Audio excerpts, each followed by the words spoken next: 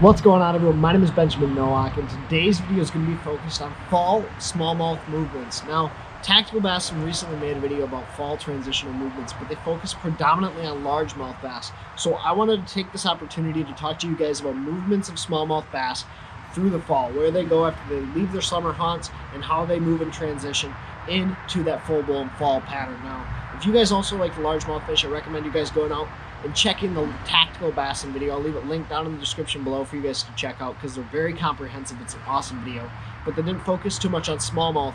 And I kind of had a conversation with a dude named Connor where we were trying to break down one of his lakes to help him follow these fish. And one of the hardest things about fall smallmouth is that they move a ton. So I want to share with you guys some tips and techniques that I have, some advice for you guys. And I filmed this video about 15 times already.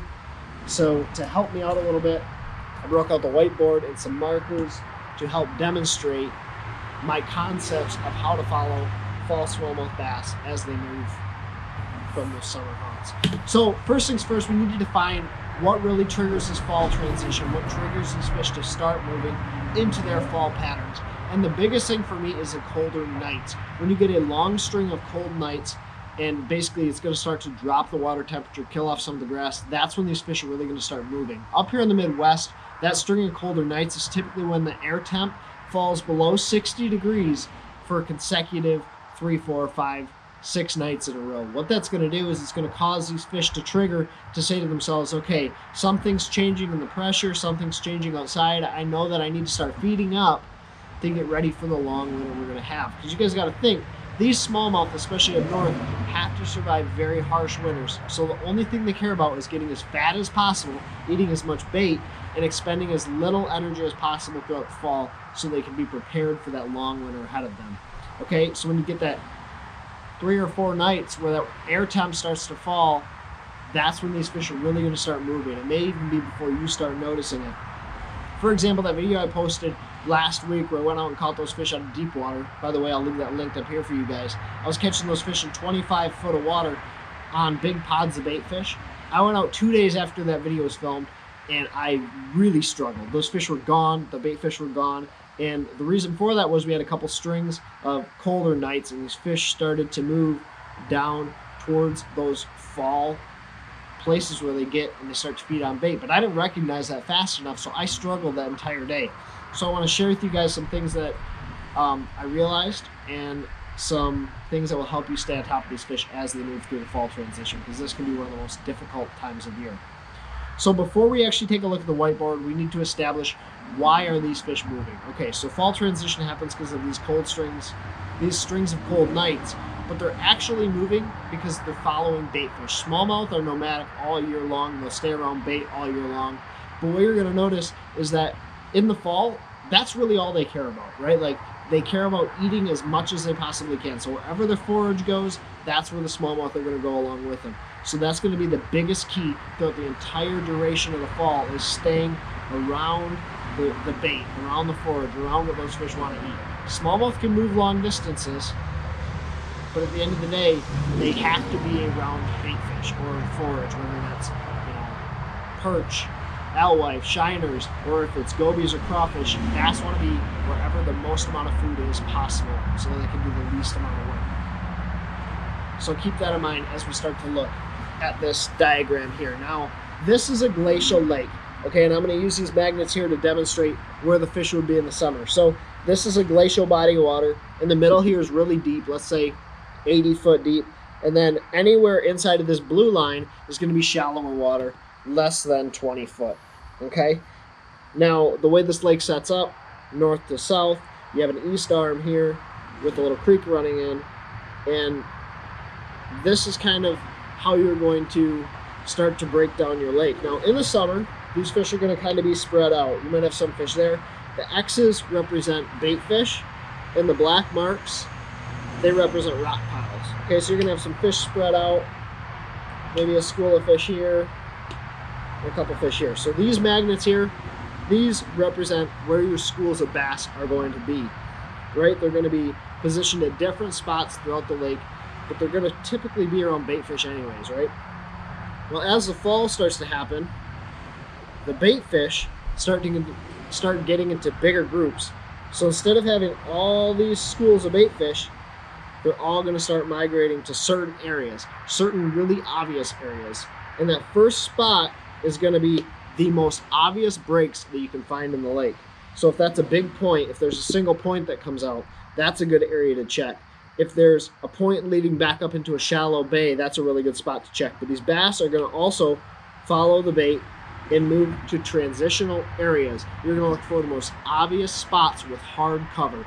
Now, why hard cover? Hard cover is going to stay warmer longer, and that shallower water is going to also maintain that heat. So you're going to look for shallower water areas with hard cover.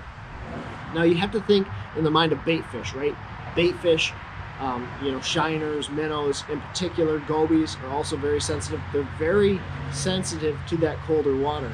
So what happens a lot of times is as you get closer to the fall, these bait fish are going to push up near rivers, near shallower water, near harder cover, because it's going to stay warmer. It's going to give these bait fish the best opportunity that they can possibly have to survive that winter as well. But these smallmouth are going to follow them, and these smallmouth are going to start to group up. So instead of being positioned 8 different places around the lake, smallmouth are now going to be in 2 or 3 different areas. So the first places you're going to look are the most obvious stopping points off of their summer haunts. So let's say they're out on this deep rock pile here. The most obvious stopping point off of this is the main point coming off of a big shallow flat with some rock on it, right? So you're going to stop on there. That's where your bait fish are going to start to migrate to.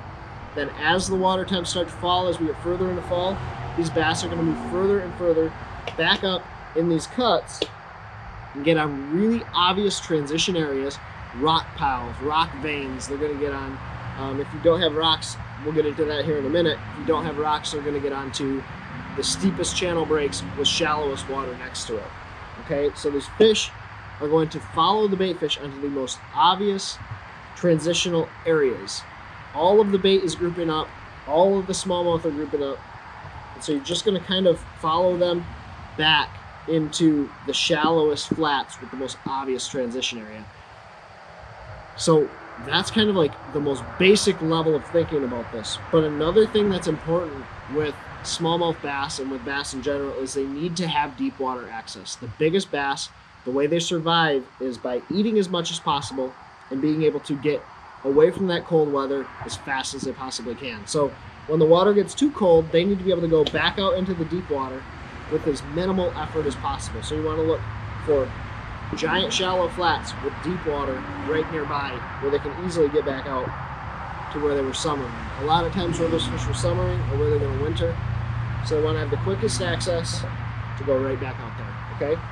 So if your fish start out, we'll go through that one more time. If your fish start out all across the map, the bait fish are going to start to group up, the bass are going to follow, and they're going to do this based on transitional stopping points. It's not just all of a sudden they're up on the bank, right? They're going to stop at various points until they reach that fall feeding mode, which typically for me happens around 55 to low 50s. That's when it's going to be the very best. Then after that, they want to get back into deep water, push back out to their wintering spots, which is typically in deeper water. So up into the shallows, feeding, getting super fat. This is when you catch a mega giant. Boop, boop. They're back out deep. They're back on the wintering holes and able to live a healthy, stable life, fat, throughout the winter and survive it. So that is a glacial lake. The next thing I want to talk about is a river system. So I'm going to take a second. I'm going to draw a river system here for you guys, but as I'm doing that, I want to talk through it. So river systems, while they're still bait oriented, smallmouth still want to get as fat as possible. They're going to be more current oriented, which will make a lot of sense here in a second. Okay, so here is our river system. Same principles apply. The arrows represent current flow. It's all flowing downstream this direction. You have an arm here, you have an arm around here, a river bend, and it splits out right here, okay? Water's all flowing this direction, right? During the middle of the summer, these fish are going to be spread out all throughout the river. It's going to be relatively hard to catch these fish unless you're able to get into really skinny water, which is demonstrated whether you're down south in Tennessee, guys on the jet boats, or up here in the Midwest where guys are pushing right up the river in kayaks and being really successful. Same sort of concept applies, right? Fish are going to be spread out. You're not typically going to catch numbers and numbers and numbers of fish. Now, as the water temps start to fall, these fish are going to have to start pushing towards deeper water. The blue represents deep or shallower water areas. So these fish are going to start to push towards deeper water staging spots. However, while they do this, they're going to position on extremely predictable current break areas. When I say predictable current break areas, I'm talking big rock piles, pilings in the water. If a dock sticks out, they can position on that. They're looking for areas where they can sit out of the current, wait for the bait fish to swim by, come out, eat it, and then go back down into that current break. You want areas where the current's not flowing all the time. Those fish want to, again, expend as little energy as possible while eating as much bait as possible. So these rock piles in deeper water make a lot of sense for smallmouth because they're out of the current. They give these fish an area where they can feed on crayfish, they can wait for bait to come by, gives them a lot of different feeding opportunities. It allows them to eat all these different things without expending a ton of energy. Same thing here, inside river bend with some rock on it, gives these fish an opportunity to get out of the current, wait for bait to push by. As it comes over that flat, they can feed very easily. And finally, right at the mouth where it starts to open up can be another really good area, and the reason for that is because it starts to spread out. There's current is going to be slowing down where it starts to spread out, and so these fish can stack up there and just wait for things to come out of that river. And now for the final type of lake that I want to talk to you guys about. And you guys that are from Michigan, especially northern Michigan, you recognize this style of lake. It's a glacial spring-fed body of water. These are the most challenging bodies of water that I find to consistently catch fish on year in and year out. And the reason for that, there's not a lot of structure, there's not a lot of contour changes, and there's not a lot of cover typically in the lakes. What you're going to look for are tiny nuances in the contour changes. So if your lake doesn't have fish structures, if it doesn't have fish cribs or poles or things sunken in the water to help you have a better opportunity to catch fish on, you're going to be looking for tiny changes that are going to start to group these fish up. On these bodies of water, what you need to remember is that you might go 3/4 of the day struggling and not catching fish, but when you find those fish in that one spot, you can typically sit there and catch like 30 fish off in one area. And what you're going to be looking for is tiny contour changes for these fish to group up on. For example, nothing, nothing, nothing. Oh, you have a tiny inside turn here. That should hold some fish on it. Very minuscule differences. If the contour lines get a little bit closer, if they make a little bend, that's typically going to hold some fish. Maybe there will be some fish on this one. And maybe on this really like more flattened contour changes where these fish are going to sit. But what you need to remember is you're not looking for big changes. You don't even have to go look for rock. What you're looking for are tiny contour changes. Now there's natural current running through this body of water that has created these contour changes where these fish are going to be holding. So you're going to look for tiny contour changes for these fish to be pushing up towards the shallow flats. A lot of times they're still hanging off that edge or just right on top of the flat. But for the most part, they're difficult to pattern, but when you find those fish, you can sit there and absolutely smash them. So now that we understand typically where these fish are going, how they're moving, how they're transitioning from that deep water to shallow water or from that deep water to the contour changes, how are you actually going to catch these fish? And there's one word that comes to mind when I think of the fall, and that is reaction. Reaction, reaction, reaction until I find those fish. During the fall is not the time for you to be throwing around a tube or a drop shot or a Ned rig and just slowly dragging it through an area, spending a ton of time milking through a bunch of areas. These fish are aggressive. They want to feed. All they care about is feeding. So the way that you're going to catch them is with reaction baits. You're going to find a pot of fish with reaction baits. Now, once you find that pot of fish, I do recommend sitting there and after you wear the crap out of them on a crankbait, be willing to throw a Ned rig in there because you can typically get them fired up again and catch some more fish. But don't throw a finesse style bait unless you know fish should be in an area, right? Like these fish are going to be aggressive, they're hungry, they're looking to eat and feed. Start with a reaction bait, a crankbait, an underspin, a jerk bait, an Alabama rig. If it's legal where you live, an Alabama rig can be a great way to cover a lot of water. You're going to draw a lot of fish from an area thrown in an Alabama rig. It's a big profile, big presentation. You'll draw a lot of fish through there. So pick up that Alabama rig if you can, with 5 wires, and go to town to try to catch these big fall smallmouth. And then if you need to, slow down, but reaction, find fish, maybe slow down a little bit, but have some fun this fall. Hopefully you guys smash some big fish. If you guys enjoyed this style of video, please go down, give it a thumbs up, share it with your friends. I really try to share with you guys the most effective information that I can about fall transitional movements of smallmouth bass. Keep in mind, food is the #1 factor when you're looking for smallmouth bass during the fall. Everything else is relatively self-explanatory, following them from deep water to shallow water, or deep water to shallow water into areas of current breaks. Just go out, have some fun, throw a reaction bait, catch some big smallmouth, and I hope you guys enjoyed today's video. If you did, give it a thumbs up. And as always, take care, tight lines, God bless, pursue passion.